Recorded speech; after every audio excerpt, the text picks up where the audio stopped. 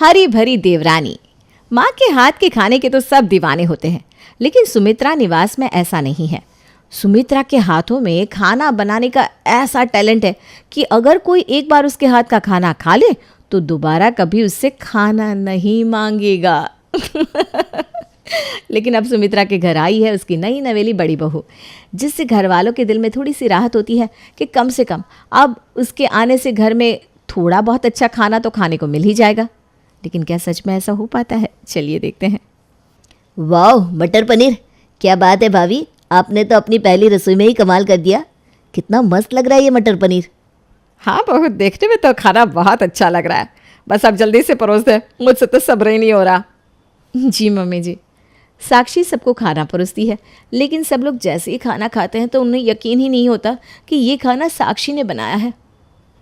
मैं मान ही नहीं सकता कि ये खाना साक्षी ने बनाया है। ये खाना तुमने बनाया ना सुमित्रा? अरे नहीं जी, मैंने खाना नहीं बनाया। जब आज बहू की पहली रसोई है तो खाना तो वही बनाएगी ना। रहने दो माँ, झूठ मत बोलो। अगर ये खाना भाभी ने बनाया है तो इसका टेस्ट बिल्कुल तुम्हारे हाथ के खाने जैसा कैसे है? हाँ, बहुत ही गंदा टेस्ट है। क्या? तुम्हारे कहने का मतलब क्या है? एक कह रहा है कि खाने का टेस्ट बिल्कुल तुम्हारे हाथ के जैसा है और दूसरा कह रहा है कि खाने का टेस्ट गंदा है। अरे भाग्यवान बच्चे मजाक कर रहे हैं शायद। तुम्हें पता तो है हमारे बच्चे कितने मजाकिया हैं। खाना बहुत अच्छा बना है बहू, खा लो बेटा चुपचाप, पहली रसोई है बहू की। यार पापा, हमने तो सोचा था भाभी घर में आएगी तो कुछ अच्छा अच्छा खाने को मिलेगा, लेकिन उनके हाथ का खाना तो माँ के हाथ के खाने से भी बदतर है।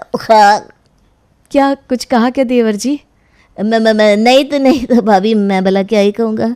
बस कह रहा था कि खाना ना बहुत लाजवाब बनाया है आपने, लेकिन पता नहीं अचानक मेरे पेट में ना दर्द कैसे शुरू हो गया, इसलिए कुछ खाया नहीं जा रहा। मुझे भी अचानक दांत में दर्द शुरू हो गया है बेटा, मैं अभी कुछ खा नहीं पाऊंगा आज। अभिषेक और उसके पापा तो वहाँ से बहाना बनाकर 9-2-11 हो जाते हैं, लेकिन अब फंसता है तो सौरव। अब उसकी वाइफ ने घर में पहली बार खाना बनाया है तो उसे तो खाना ही पड़ेगा।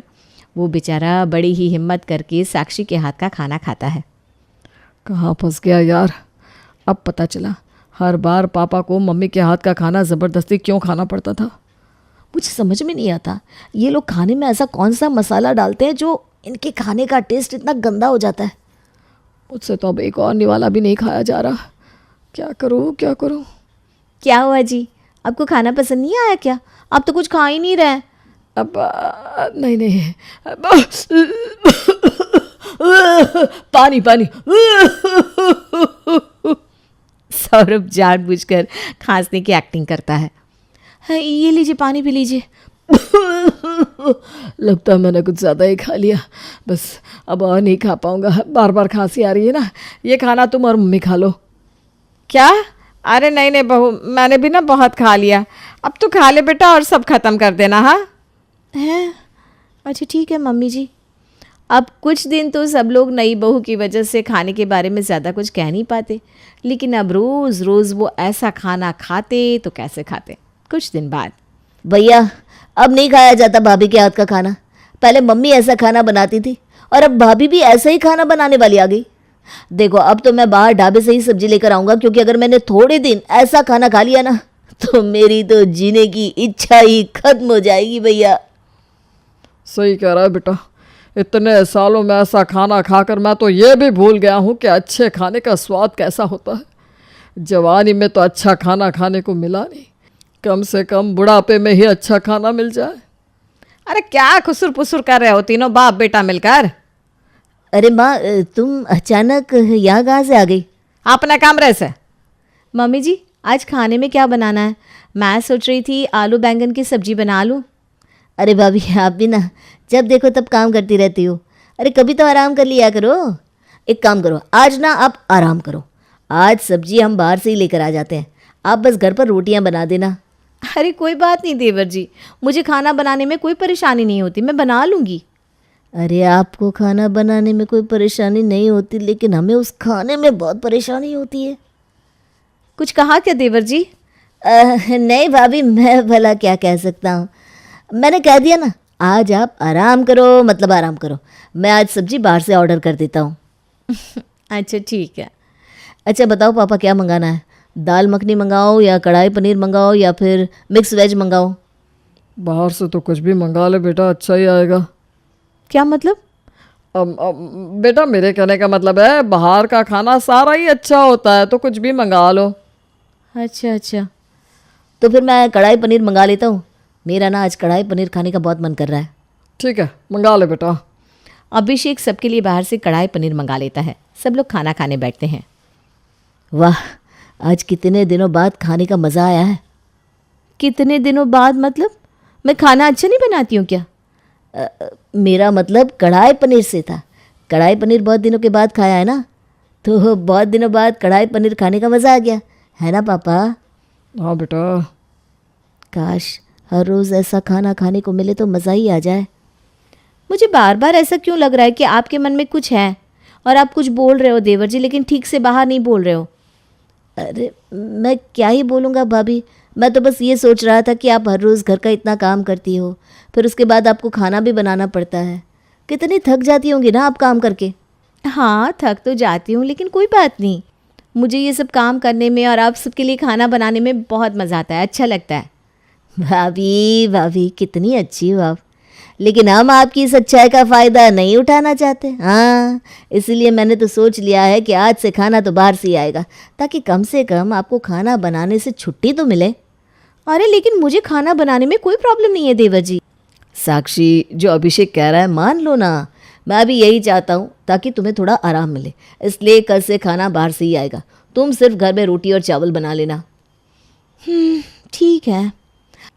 अब हर रोज़ कभी वो लोग रेस्टोरेंट से दाल मंगवाते तो कभी मिक्स वेज, लेकिन बाहर का खाना भी आखिर कोई कितने दिन तक खा पाएगा। कुछ दिनों के बाद वो बाहर के खाने से भी परेशान हो जाते हैं।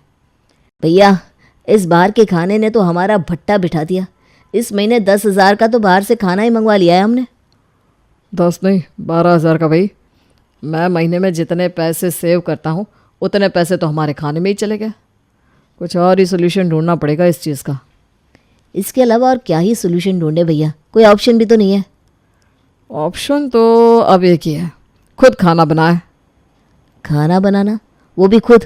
लेकिन हमें तो बनाना आता ही नहीं, बनाएंगे क्या? रोज़ रोज़ का तो पता नहीं क्या बनाएंगे, लेकिन आज तो नूडल्स बना लेते हैं।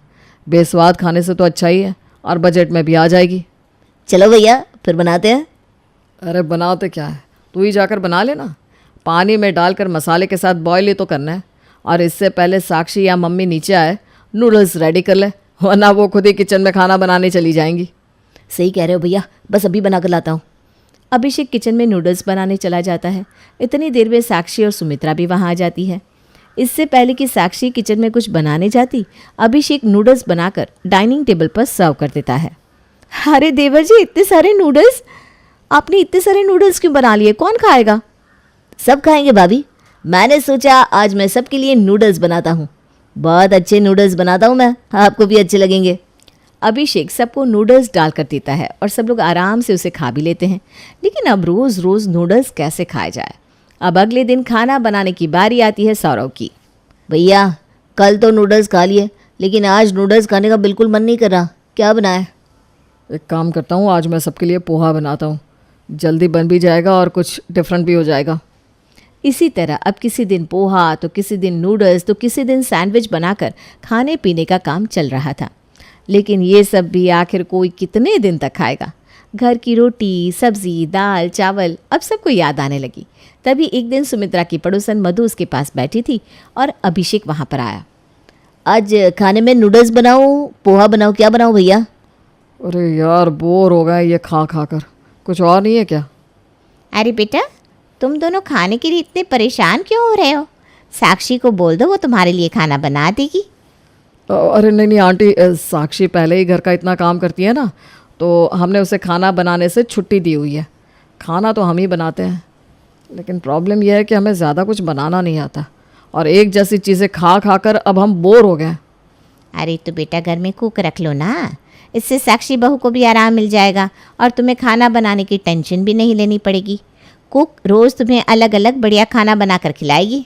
अरे वाह आंटी, क्या आइडिया दिया है। इससे बेस्ट सोल्यूशन तो कोई हो ही नहीं सकता। हाँ बेटा, अब तो कुक ही रख लो। क्योंकि दोबारा ना तो अब मैं अपने हाथ का खाना खाना चाहती हूँ और ना ही बहू के हाथ का खाना। और तुम लोगों को ज़्यादा कुछ बनाना आता भी नहीं। कम से कम घर में कुक रहेगी तो ढंग का खाना तो खाने को मिलेगा। मतलब आपने भी मान लिया कि घर में कभी किसी को ढंग का खाना नहीं मिला? अरे बेटा आराम से बोल तो रही हूँ ना, कुक रखने के लिए तो रख लो ना। क्यों खामखा पीटने के लिए उकसा रहे हो मुझे? वैसे भी बहुत दिन से मेरे हाथों में ना खुजली हो रही है। अच्छा आइडिया है कुक रखने का, nice idea. Aunty ji thank you. हाँ कुक? अरे तुम कब आई? बस अभी आई। लेकिन आप घर में कुक रखने की बात क्यों कर रहे हैं? अरे बहू तुम खाना बनाने में परेशान ना हो इसलिए बहू। अच्छा चलो, अब ये फाइनल हो गया है कि घर में कुक रखनी है। जल्दी से कुक ढूंढना शुरू कर दो। वो काम मैं कर लूँगा, आप टेंशन ना लो। अब अभिषेक ने कुक ढूंढने की जिम्मेदारी उठाई और अगले कुछ दिनों में उसे एक अच्छी सी कुक मिल भी गई। आज तो मज़ा आ ही जाएगा। फाइनली इतने टाइम बाद घर का बना हुआ अच्छा खाना खाने को मिलेगा। क्यों देवर जी, इतने टाइम से आप अच्छा खाना नहीं खा रहे थे क्या? अरे भाभी, बाहर के खाने में और उन नूडल्स में घर के अच्छे खाने जैसी बात कहाँ होती है। असली मज़ा तो खाने का आ जाएगा। हाँ, रसोई से खुशबू भी बहुत अच्छी आ रही है। अब तो मेरे भी पेट में चूहे कूद रहे हैं। सरला ज़रा जल्दी से खाना ले आओ। आ गया खाना माँ जी। वाह वाह, बहुत ही बढ़िया खुशबू आ रही है। क्या बनाया है तूने? मैंने आलू गोभी, दाल तड़का, गर्मा गर्म रोटियाँ और जीरा राइस बनाया है। अब मेरा काम ख़त्म हो गया तो मैं चलती है, कल सुबह आ जाएगी। हाँ हाँ ठीक है ठीक है। सरला के जाने के बाद जैसे ही सब लोग खाना खाते हैं उन्हें समझ में नहीं आता ये है क्या। ये क्या चीज़ है? ये किस टाइप की दाल है? सच्ची में इतने गंदे स्वाद का खाना तो कभी मैंने और बहू ने भी नहीं बनाया। किसने नहीं बनाया मम्मी जी? बहू ने, विमला की बहू ने। ऊपर से आलू गोभी तो एकदम कच्ची और नमक तो इतना डाल रखा है कि 1 हफ्ते तक सब्जी में नमक डालने की ज़रूरत ही नहीं पड़ेगी। अब तो कुक रख के भी कुछ नहीं होगा। कुक का हाल तो सबसे बुरा है। कुक का छोड़ो और घर में परमानेंट कुक लाने के बारे में सोचो। क्या मतलब? मतलब कि तेरी शादी। अरे नहीं पापा, अभी मेरी शादी की उम्र कहाँ है? सिर्फ 26 का तो हूँ मैं। मैंने डिसाइड किया है शादी तो 30 के बाद ही करूँगा। अरे चुप कर तू। ऐसे ज़रा वो लड़की तो दिखाना सुमित्रा, जिसे हमने इसके लिए पसंद किया था। हाँ, उसकी फ़ोटो तो मैंने पर्स में ही रखी है, अभी दिखाती हूँ। क्या है? मैंने बोला था ना मुझे अभी शादी नहीं करनी। सुमित्रा अपने पर्स से लड़की की फ़ोटो निकाल कर अभिषेक को देती है, लेकिन वो उसकी फ़ोटो देखे बिना ही वहाँ से चला जाता है। अगले दिन दोनों भाई अपने पापा के साथ हॉल में बैठे टीवी देख रहे थे। तभी मूवी देखते देखते सौरव अचानक से बोला, क्या सही मूवी लगाई है तूने देखने के लिए? क्यों, क्या हुआ? अरे यार देखना, इसमें ये बंदा टिफ़िन सर्विस से खाना मंगवा कर खा रहा है। और जहाँ तक मैंने सुना है टिफ़िन सर्विस का खाना बहुत अच्छा होता है। क्यों ना हम भी एक बार टिफ़िन सर्विस ट्राई करें? अब ये भी करके देख लो बेटा, क्या पता इसी से हमारा बेड़ा पार लग जाए। अब तो यही लास्ट ऑप्शन बचा है हमारे पास। अगर ये भी काम नहीं आया तो पता नहीं क्या होगा, फिर वही सब खाना पड़ेगा। अब सौरभ कहीं से एक टिफ़िन सर्विस ढूंढ लेता है और अगले दिन उनके घर पर उसी टिफ़िन सर्विस से खाना आता है। चलो भाई देखते हैं खाकर टिफ़िन सर्विस का खाना, स्वाद में अच्छा हो बस, वरना आज तो मेरा माथा सनक जाएगा। हाँ अरे शांत मम्मी शांत, बी पॉजिटिव, खाना अच्छा ही होगा। जल्दी खोलो ना भैया, देखो तो सही खाने में क्या क्या है। अरे हाँ भैया, खोलता हूँ। सौरव इतनी एक्साइटमेंट में टिफ़िन खोलता है, लेकिन उसकी सारी एक्साइटमेंट 1 सेकंड में चूर हो जाती है, क्योंकि टिफ़िन के अंदर से निकलती है टिंडे की सब्जी और साथ में लौकी। हे भगवान, क्या सोचकर टिफ़िन सर्विस से खाना मंगाया था और ये क्या आ गया। लेकिन अब तो बहुत भूख लगी है, जो भी है वही खाना पड़ेगा। सब लोग मुंह बनाकर अपनी अपनी प्लेट में खाना डालते हैं, लेकिन जैसे वो खाने को टेस्ट करते हैं उन सबके एक्सप्रेशन बदल जाते हैं। नहीं, ये नहीं हो सकता। लौकी और टिंडी इतनी टेस्टी, नॉट पॉसिबल। सच में यार, क्या खाना है। जिसने भी बनाया है कमाल कर दिया। अरे भैया, मैं तो ये सोच रहा हूँ जिसने लौकी और टिंडे जैसी सब्जी को इतना टेस्टी बना दिया, वो बाकी खाना कितना टेस्टी बनाता होगा। अब तो ये टिफ़िन सर्विस बिल्कुल फाइनल है। खाना तो अब रोज़ यहीं से आएगा।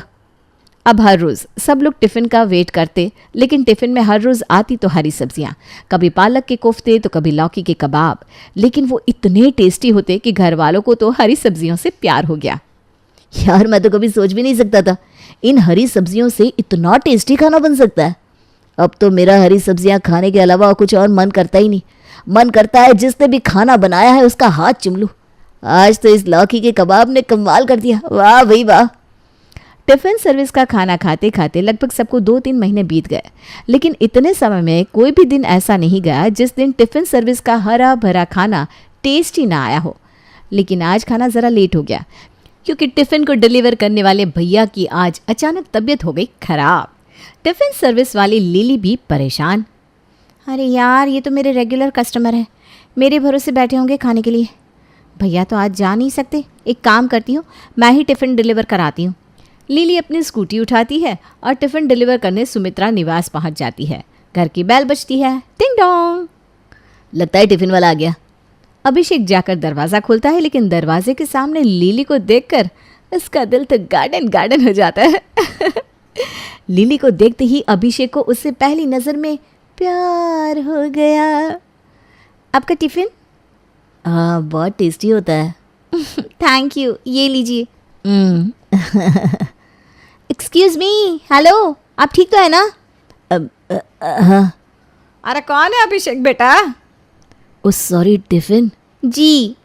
अभिषेक लिली से टिफ़िन लेता है और लिली भी अभिषेक की तरफ देखकर स्माइल पास करती हुई वहाँ से चली जाती है। अभिषेक को लिली इतनी पसंद आ जाती है कि वो शाम को उसके पास बहाने से फ़ोन कर देता है। हेलो मिस्टर अभिषेक, आपको इस टाइम टिफ़िन का ऑर्डर देना है क्या? हाँ, वो कल ना मेरे घर पर कुछ गेस्ट आने वाले हैं, तो खाना आप जितना भेजती हो ना उसका डबल भेज देना। अच्छा अच्छा, ओके ओके। और आप जो वो लौकी के कबाब बनाती हो ना, वो ज़रूर बनाना। मैं क्या बताऊँ आपको, कितने टेस्टी लौकी के कबाब बनाती हो आप। अरे सिर्फ लौकी के कबाब क्या, आप तो जो भी बनाती हो बेमिसाल बनाती हो। मैंने आज तक इतना टेस्टी खाना कभी नहीं खाया। और मैं तो ये सोच सोच कर हैरान हूँ कि आप हमेशा हरी सब्जियाँ बनाती हो, और हरी सब्जियाँ कोई इंसान इतनी अच्छी कैसे बना सकता है। यही तो मेरा टैलेंट है। मेरी टिफ़िन सर्विस का नाम ही तो हरी भरी टिफ़िन सर्विस है, और मैंने ठान रखा है कि मुझे लोगों को हरा भरा हेल्दी खाना ही खिलाना है। और लोग तो खाना तभी खाएंगे ना जब वो टेस्टी होगा। इसीलिए मैंने हरी सब्जियों को इतना टेस्टी बनाना सीखने के लिए बहुत मेहनत की, और अब ये मेरी स्पेशलिटी हो गई। इसी तरह बातों बातों में उनकी बातों को 1 घंटा कब निकल गया उन दोनों को खुद भी पता नहीं चला। और उन दोनों को एक दूसरे से बात करना इतना अच्छा लगा कि अब तो वो हर रोज़ एक दूसरे से घंटों घंटों बातें करने लगे। और इन्हीं बातों बातों में एक दिन अभिषेक ने लिली को शादी के लिए प्रपोज भी कर दिया, और लिली ने भी तुरंत शादी के लिए हाँ बोल दी, और आ गई उनके घर में साक्षी की हरी भरी देवरानी। अब तो खाने की प्रॉब्लम हमेशा के लिए सॉल्व। वैसे खाने में क्या है हरा भरा आज? आप खुद ही चेक कर देख लीजिए, मैं बताऊंगी तो यकीन नहीं होगा। ऐसा क्यों लग रहा है कि मैंने तुम्हें पहले भी कहीं देखा है बहू? कहाँ माँ जी? अरे बाप रे बाप, उस दिन मैं तुझे रिश्ते के लिए जिस लड़की की फ़ोटो दिखा रही थी ना, वो लिली ही तो थी। देख ले बेटा, भले ही तूने उस दिन उसकी फ़ोटो नहीं देखी, लेकिन शादी तो आखिरकार तेरी इसके साथ ही हुई। चलो जो भी हुआ, अंत में सबका भला हो गया। अच्छा खाना आखिरकार हमको नसीब हो ही गया। भले ही घूम फिर कर ही सही, लेकिन आखिरकार अभिषेक का रिश्ता लिली के साथ हो जाता है, और लिली के आने से घर में इतने सालों से चल रही फाइनली टेस्टी खाने की प्रॉब्लम हमेशा के लिए सुलझ जाती है।